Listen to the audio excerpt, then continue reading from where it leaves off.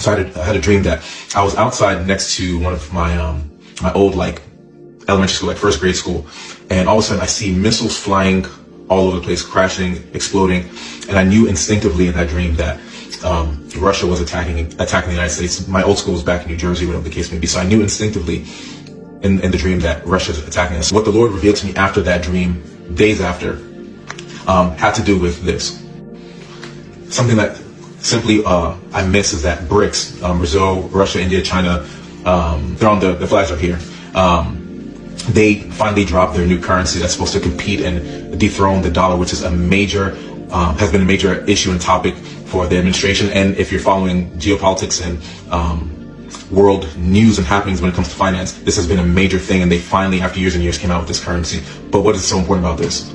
The major important thing that God was putting together for me is that China and Russia in particular have to, in essence, get rid of the United States to be that global power that they want to be. And as long as the current administration and President Trump are in the way, there's no way for them to do that. So what the Holy Spirit revealed to me even further with something that happened with President Putin and President Trump was that now that it seems President Trump can't make peace with Putin and that he doesn't trust him per se, that he's given him 50 or so days to come back to the peace table.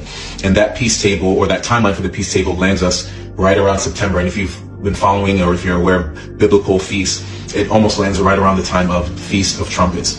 A lot of people have been having dreams randomly that there's some sort of World War III level attack that gets that coincides with the rapture. And it's very funny how the timeline of things work between the timeline President Trump gave President Putin and the timeline of Feast of Trumpets. So there's something I put together, but I know that God is warning his people in various ways, including this, that Jesus is coming soon. So you know what to do. Be prayerful. My page at this point is all about that, so go watch videos. But long story short, make sure you're following Christ. Make sure you're repenting daily, living for Christ, aligned with his will, and the rest will fall into place as God desires. Peace.